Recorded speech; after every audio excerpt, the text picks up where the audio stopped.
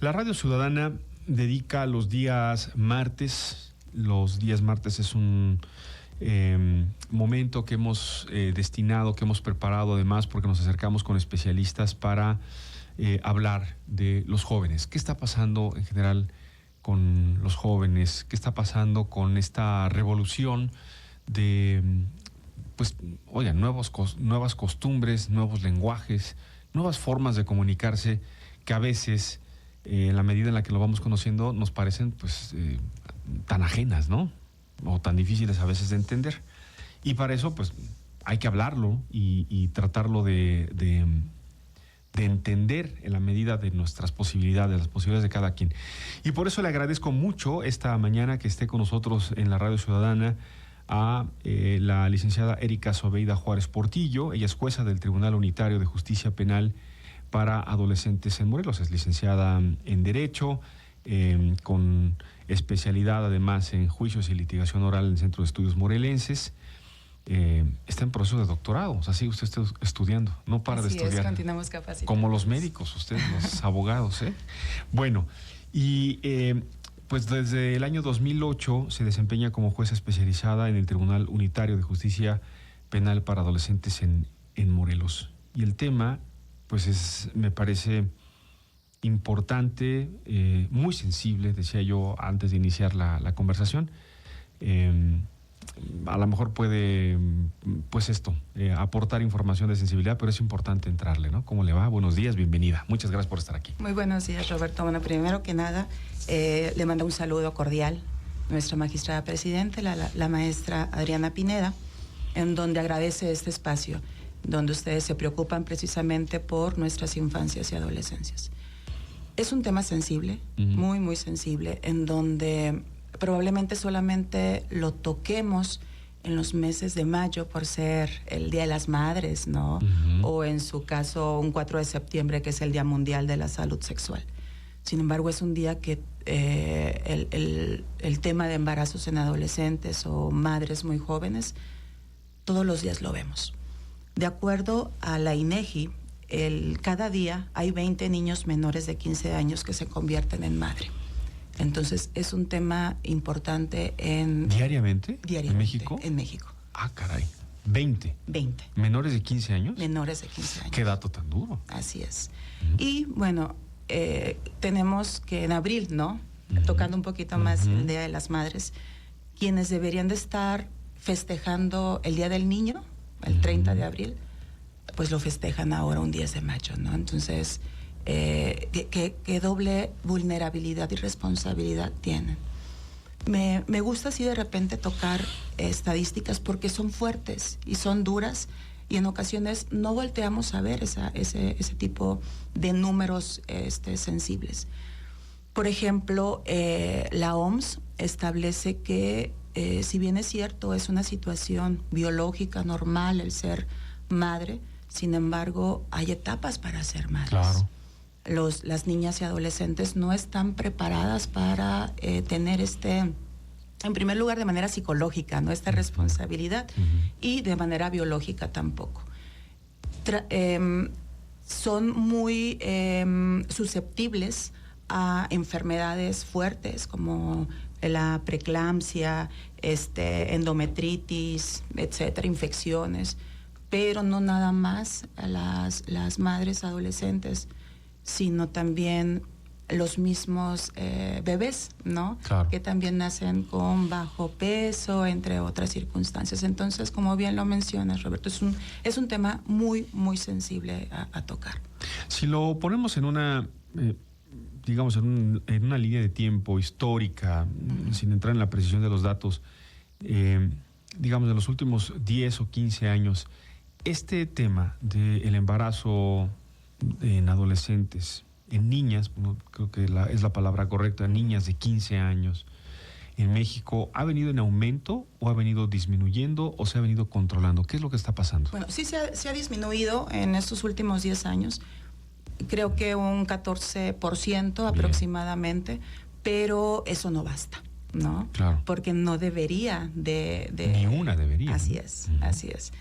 La mayoría, no hablo, obviamente, no generalizo, pero parte de estas niñas, lo pondremos como niñas para no entrar niñas y adolescentes, correcto, toda vez que la Convención de los Derechos del Niño establece que todos son niños antes de los 18, ¿no?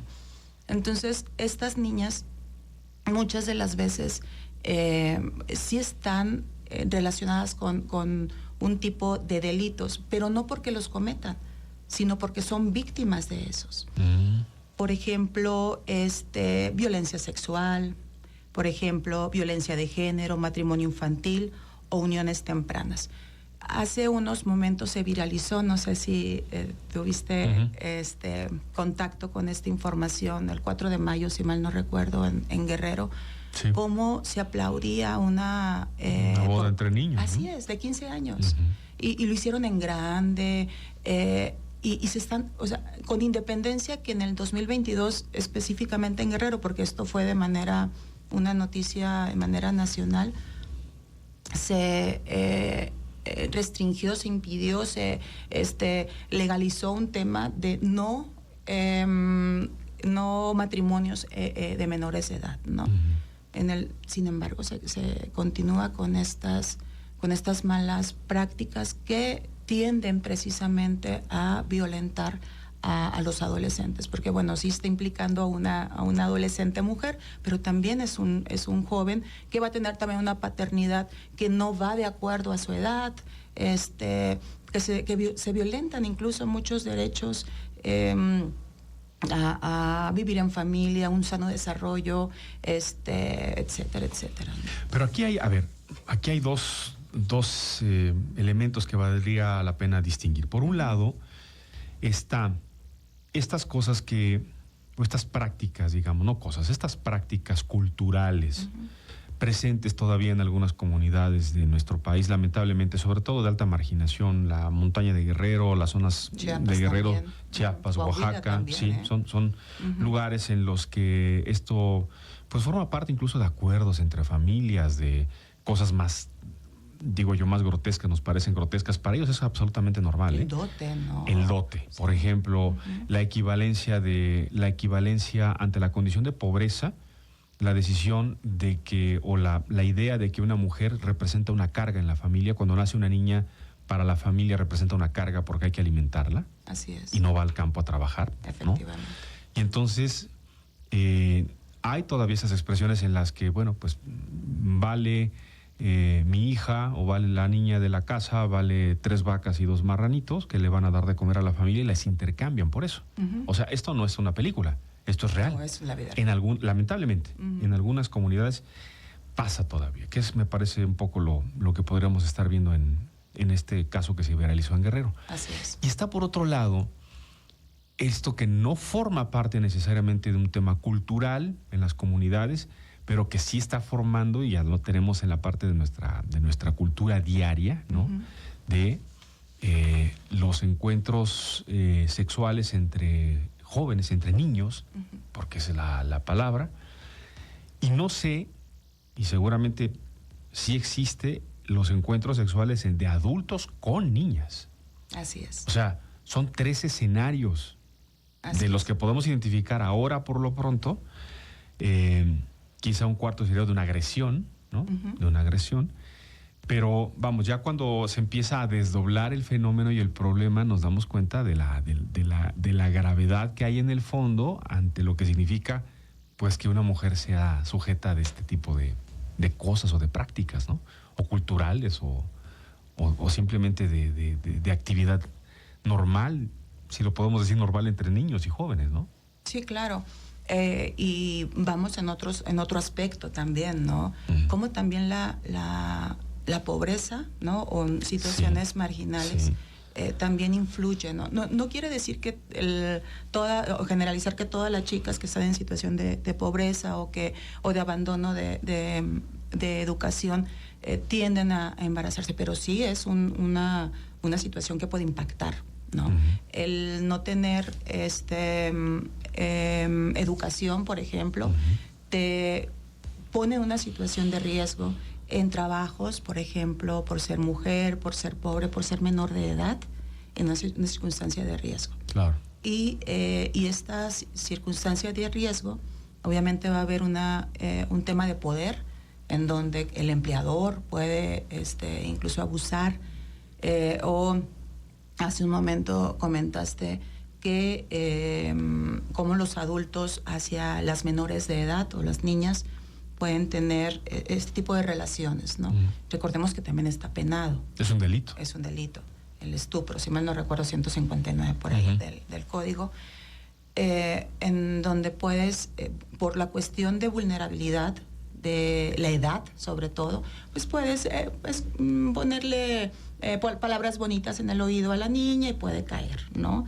Pero muchas de las veces también estamos hablando, como bien lo comentas, de abusos, de abusos sexuales. Claro. En el 2020 se incrementó, sabemos también, bueno, uno por llevar un tiempecito en este tema de penal y en tema de adolescentes y más de víctimas, como el 90% o un poquito más de las violaciones son personas que conoces, familiares, amigos, vecinos, y desgraciadamente en el tema de pandemia aumentó la cifra hablo específicamente en Morelos, ¿no? Como este tipo de relaciones forzadas, de esta violencia física, sexual, emocional, psicológica, entre muchas circunstancias, dieron pie a que hubieran niñas adolescentes. Y, por ejemplo, en el 2020, un grupo de 15 a 19 años, hubo un reporte de 2.491 embarazos adolescentes en Morelos, siendo el más alto municipio Cuautla, con 275, de ahí va Yautepec y posterior Cuernavaca. Pero solamente estoy hablando de una franja de 15 a 19. Ahora, por los chicos, las niñas de 10 a 14 años, fueron reportadas 101 embarazos. Perdóname, ¿la edad? ¿El rango? De 10 a 14. ¿Cómo es posible eso? Así es. Y estoy hablando en pandemia, entonces fue dentro del seno familiar. Entonces, pues, a ver, voy a esta cifra disponible, el INEGI, 2.400 niñas entre 15 y 19 años se convirtieron en mamá después de la pandemia. Así es. Y poco más de 100 entre 10 y 14 años, unas niñas. Así es, eso fue en el 2020. La única continuidad que hubo fue en el 2021, en donde hubo un censo del enero a julio del 2021, donde se reportaron solamente en esos meses 35 embarazos de niñas de 10 a 14 años. Y también la incidencia aquí, lo que me llama la atención es que en los dos últimos, en las edades más pequeñas es Yautepec, ahora ya entra Puente de Ixtla y Xochitepec. También Xochitepec. Así es, pero no hay un seguimiento, ese es el problema. No hay otra cifra o otra estadística donde se pueda ver este comparativo, si va en descenso o en incremento. Y además un indicativo, y lo pongo aquí como una duda, como una pregunta que nos lleve a entender por qué. O sea, ¿por qué en ese municipio hay esa alta incidencia? ¿Qué influyó? ¿Qué cambió? ¿Qué se hizo? ¿Qué no se hizo? ¿No? ¿Ustedes tienen datos, indicios de esto o están igual también solo con la estadística de lo que está reportado? Solo con la estadística, pero como tribunal vamos a todo el estado. Claro. Entonces advertimos, por ejemplo, con una compañera, Carla, precisamente la juez Carla, en donde, si mal no recuerdo, sí fue en Yautepec, en donde uno de los niños se molestó mucho porque era juez, mujer. Sí, no lo platicó aquí. Entonces, se lo cuestionó. Así es ese punto también, la falta de una educación sexual, de iguales, ¿no? Que todavía probablemente impera el machismo como cultura. O sea, sabemos que es un tema, desgraciadamente, de México, ¿no? Pero en algunos municipios todavía está muy arraigado. Muy marcado. Así es. A ver, voy a regresar a este dato y lo voy a poner en términos generales, porque finalmente con mayor incidencia en algunos municipios, como Cuautla, como Yautepec, Puente de Ixtla, Xochitepec, pongámoslo en esos términos, está claro que algo está pasando. Y todavía más, esto viene después de la pandemia y esto sucede entonces, esa es una primera interpretación, dentro del círculo familiar. Así es, comunidad familiar.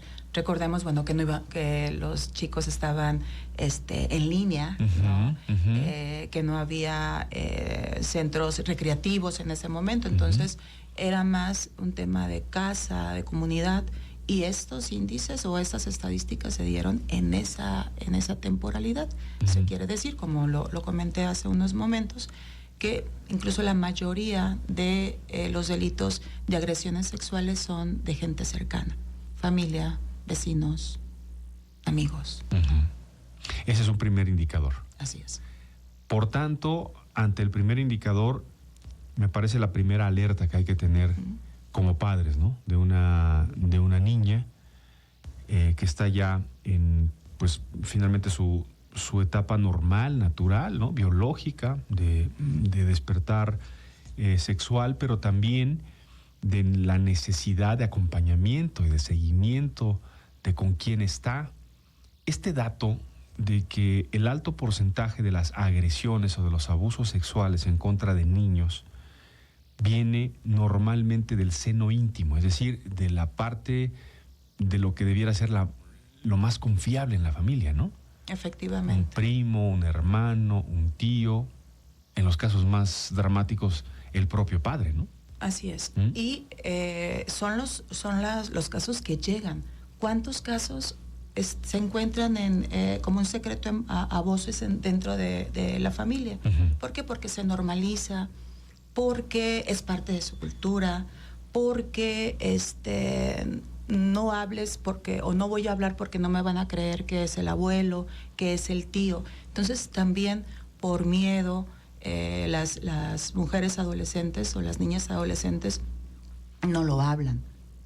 Entonces, o también por estigmatización, ¿no? Muchas de las veces. Claro. Porque en ese tramo de vida, ¿no? La finalidad es ser aceptable o aceptada. Entonces, con esta vivencia, se creen, obviamente, que no van a ser aceptables. Entonces, hay mucho sigilo, hay mucho silencio respecto a este tipo de agresiones. Porque además, paradójicamente y muy lamentablemente, está este estigma, ¿no? del machismo exacerbado todavía en muchas comunidades y en muchos pueblos, en los que además casi por añadidura, en estos casos, cuando ya hay el embarazo y está confirmado, pues la responsable es la niña, ¿no? Esto es, me parece todavía más complejo de sobrellevar. Casi en automático, ¿no? Sí, efectivamente. Las implicaciones que conlleva un embarazo en un adolescente es individual, social y familiar. Entonces, todo lo que carga, ¿no? Con independencia de un tema que psicológicamente no debería estar pasando, debería estar viviendo otras etapas, claro, ¿no? Pero esa responsabilidad de solita, ¿no? Porque es una responsabilidad al final de manera individual que se está llevando a los hombros, ¿no? Y muchas de las veces no hay un apoyo familiar. Entonces, obviamente hay un abandono de escuela porque tienes que encargarte de tu bebé, o está también en la escuela la falta de inclusión, ¿no? O la falta o los señalamientos que se realizan dentro de secundarias o preparatorias de no continuar. Entonces eso también merma incluso, ¿no? Posiblemente un plan de vida, ¿no?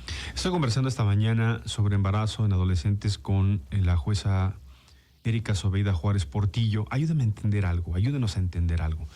Hay por un lado este fenómeno social, y es además mundial, y México no está exento de ello, pues de un proceso de envejecimiento de la población, ¿no? Hablábamos la semana pasada aquí del tema de las abuelas madres, madres abuelas, que es el extremo. Y nos decía aquí un especialista en el tema, pues es una pirámide invertida, ¿no? Las familias antes eran muy grandes, después menos, y ahora estamos llegando al punto en el que 1 o 2 hijos es mucho, y a veces, o la tendencia es que no haya hijos. Así es. Esa es la tendencia. Uh-huh. Y tenemos en el otro lado, en el otro extremo, estos casos que me parecen extremo, pues, en el que niños o niñas estén convirtiéndose en padres. ¿Qué hay en medio? ¿Qué interpretan ustedes con toda la lectura especializada que hacen, con todas las pláticas y las conversaciones que tienen con especialistas, con todos los casos que ustedes tienen que atender ya cuando llega el problema, ya hay una implicación legal? ¿Qué han detectado? ¿Qué hay en medio? ¿Por qué estamos en estos extremos que parecen a veces en algún punto tocarse, ¿no? Bien. Muchos de los puntos también es todo parte de la familia, Roberto. Uh-huh. Todo parte de la familia. Entonces, o sea, comencemos por ahí. Así es. No señalo a los padres o madres que tienen que ir todo el día a trabajar para que tengan una educación los hijos, para que tengan una alimentación, pero muchas de las veces los dejan precisamente, creemos que el ser ya adolescentes, cuando estaban chiquitos pues los llevábamos de la mano al kinder y teníamos más apego. ¿Por qué? Uh-huh. Porque necesitaban de nosotros para poder cambiarse, etcétera. Entonces, mientras más va creciendo el niño, los padres los van dejando, ¿no? Uh-huh. Creemos que, si bien es cierto, mientras más edad, más responsabilidad, pero la etapa de la adolescencia es vital que estén en acompañamiento constante. Que sepan también con quién se están relacionando, porque si recordemos que también en esta etapa las adolescentes o los adolescentes tienen un sentido de pertenencia. Uh-huh. Entonces, si no se encuentra esto en casa, obviamente van con otra persona. Y puede ser un adulto, puede ser incluso alguien que también se encuentra en un tema, en conflicto con la ley, sea adolescente o sea adulto. Entonces también se va haciendo una bola de nieve en donde no nada más la niña puede ser de mutuo propio, tener relaciones y ser madre, ¿no? Uh-huh. Sino también se está relacionando con personas nocivas hacia su formación. Entonces, los padres siempre tienen que estar al cuidado, presentes y de la mano, aunque estén en la prepa. O sea, entiendo que ya los chicos ni siquiera quieren quieren que se aparezca uno, pero ni a una cuadra. Sí, allá lejecito, dice, efectivamente, ¿no? Sí. Bueno, ayer cumplió mi niña 17 años, ¿no? Uh-huh, entonces, uh-huh. Yo sé lo que es esta etapa de lidiar con una adolescente, ¿no? Sí. Pero siempre hay que estar al pendiente. Nos toca estar ahí. Sí. De repente creemos que no puedo violentar su intimidad y su teléfono. No, o sea, perdón, pero es un derecho, es una obligación tuya como padre estar al pendiente con quien habla. También hay las redes sociales son un problema últimamente porque se relacionan también con otras personas que no tenemos idea quiénes son.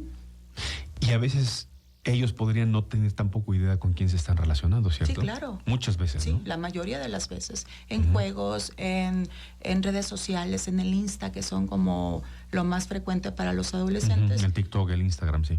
Y cuántas veces también se han tocado, ¿no? Que, bueno, es que fue a conocer un amiguito y ya no regresó. Uh-huh. Qué historias esas, durísimas. Sí, desgraciadamente estas redes están relacionadas mucho con trata de personas. Uh-huh. Entonces, no hay que exponerlos y estar más al pendiente de nuestras infancias y adolescencias. Acompañamiento, no alejamiento, acompañamiento presente. Estamos trabajando obviamente, ir entendiendo el tema. Eso requiere, pues, acercarse de información, estudiarla. Y me encontré con una información que empiezo a ver es más constante, diría yo repetitiva. Los límites. Cuando uno dice no, es no, y hay que ser terco o no ceder como una piedra, pues. Es no, porque es no. Es una regla en la casa. pero también hay que saber que hasta dónde tú también puedes tener ese límite, ¿no? Porque le puedo decir a mi hija, A ver, no te voy a prestar el teléfono porque, no sé, a lo mejor reprobaste una materia o te la llevas con el teléfono en la mano una semana, ¿no? Es muy buen ejemplo, sí, sí. Y yo no lo voy a aguantar. Oye, yo como padre. ¿Por qué? Porque la niña va a estar ahí triste, en una esquina. Obviamente también los chicos saben dónde pegarnos. Y como al día a lo mejor o a las horas, bueno, pues pero no lo vuelvas a hacer. Bueno. Error. Exacto, porque ya te agarran también la medida. Claro.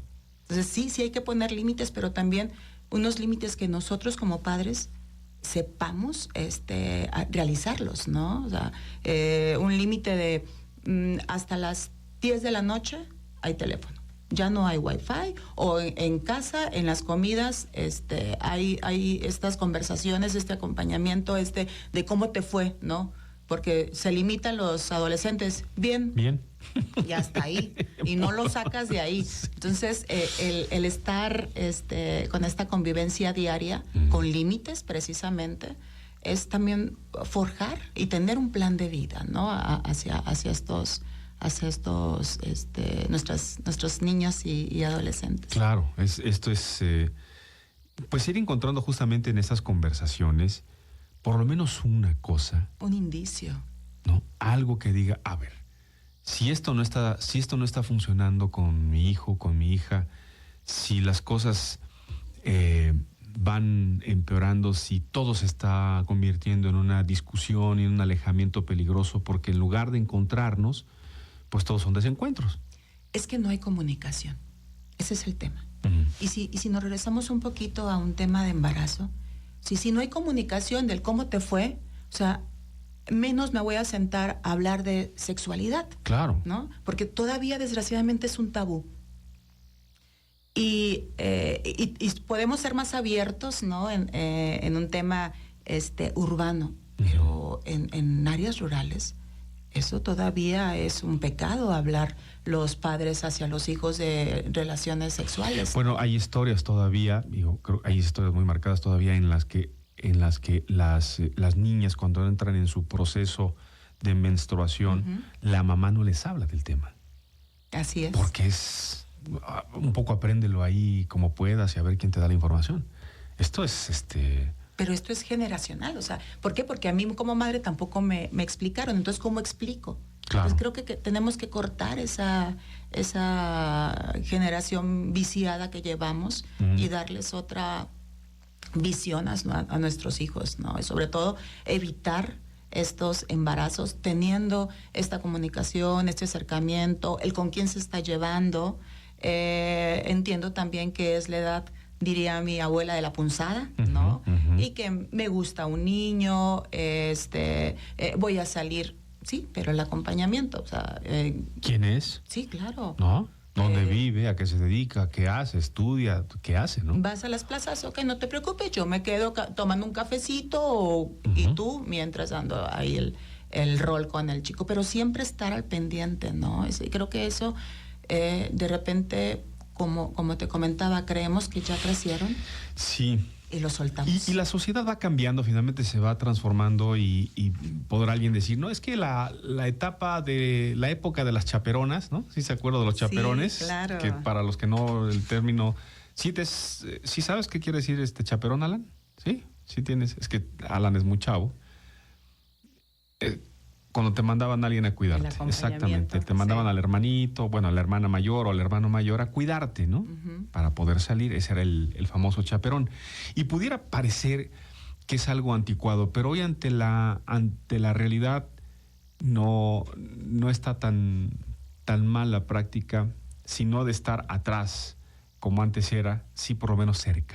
Así y es. Saber a dónde vas, con quién vas, que comienza a dar pistas, ¿no? Mucho de quién, de en qué anda mi hijo o mi hija, en qué ambiente, ¿no? Y probablemente gran parte de nuestros audioescuchos van a decir, es que es falta de confianza, ¿no? Puede, porque también pueden visibilizar esta acción de esa forma. Sin embargo, creo que no es una falta de confianza el estar con un acompañamiento constante. Ujú. Incluso hace un rato mencioné el checar el teléfono, ¿no? Con quién estás platicando. Tampoco se está violentando la intimidad de nuestros hijos. Estamos cuidando precisamente evitar ser víctimas probablemente de un tema de delitos sexuales, evitar probablemente hay mucha manipulación entre cuestiones también de fotografías, entonces de videos, chantajes, etcétera. Entonces, eso creo que no es un tema de desconfianza ni de violar la intimidad de nuestros hijos, sino más bien es de protección hacia ellos. Claro, estamos obligados a ello. Cuando este programa, cuando en la Radio Ciudadana, platicando con Marta Maldonado, con el equipo de comenzar a tratar estos temas, por supuesto perfilamos y es un espacio dedicado a los jóvenes, ¿no? O y sí lo es, porque está en las redes sociales y al que le interese o a quien le interese lo va a escuchar, quizá muy poco, por las alusiones. Pero no, originalmente estos espacios y estas mesas están dirigidos a los papás y a las mamás y a los adultos, en los que pretendemos que haya un momento de reflexión, un momento de escuchar, de replantear, de revisar qué estábamos haciendo, cómo está funcionando la familia, cómo está funcionando la relación con los hijos, y si algo hoy puede quedar decir, no, a partir de hoy se acabó, a partir de hoy se revisa el teléfono, a partir de hoy no hay esta concesión si no está el cuarto levantado y aseado, no hay, ¿no? Una serie de cosas. Y no hay, para empezar. ¿Qué señales podría identificar de que hay un alto riesgo de que mi hija, de que la niña en la casa pueda terminar en una condición de un embarazo, pues ya no digamos no deseado, un embarazo que no tendría por qué ser? Bueno, primero la escucha activa, ¿no? ¿Cuántas veces niños, niñas, porque no, hablando de agresiones sexuales, no nada más son hacia mujeres, ¿no? Sino también a niños, desgraciadamente, cuántas veces los hijos se acercan a los padres para decir que lo han tocado el tío, el tío, el abuelo, etcétera, y uno no quiere escuchar esa conversación. Entonces, una escucha activa es importante. También, muchas de las veces, el comportamiento también es primordial. Bien. Cuando se está advirtiendo, para tratar de advertir que hay alguna violencia sexual dentro del hogar, el cambiar los hábitos, por ejemplo, o regresar los hábitos de el hacerse pipí, por ejemplo, en cama. Hay algo ahí que está pasando. El retroceso también en la educación, no sé, tal vez el miedo a acercarse al abuelo, o ya no quiero ir con mi tío. Entonces, esos foquitos como padres también es importante analizarlo. Muchas veces puede ser también entre padres esta violencia, y las instituciones también estamos obligadas a verificar esos foquitos. Tal vez como maestros lleguen con ciertas lesiones, ¿no?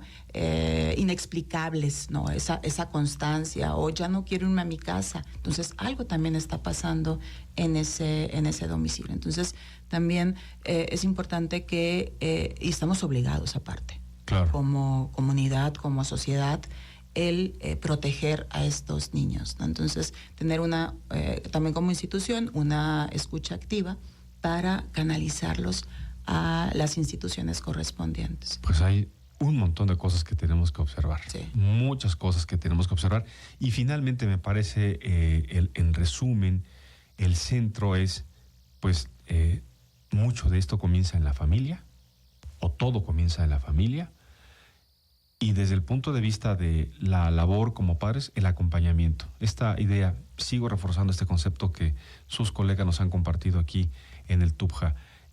No es un adolescente, no es independiente porque se acerque a los 18 años. Es quizá cuando más acompañamiento necesita, ¿no? Efectivamente. Le aprecio mucho que haya tenido esta mañana tiempo para la Radio Ciudadana, para nuestro público, esta conversación interesante con la jueza del Tribunal Unitario de Justicia Penal para Adolescentes en Morelos, Erika Sobeida Juárez Portillo, pues me quedo con la crudeza de los datos, porque son muy crudos, muy duros, pero también con la tarea enorme de seguir abriendo el espacio de los medios públicos para hablar de estos temas tan importantes. Muchas gracias. Muchísimas gracias, Roberto. Que le vaya muy bien. Muchas gracias.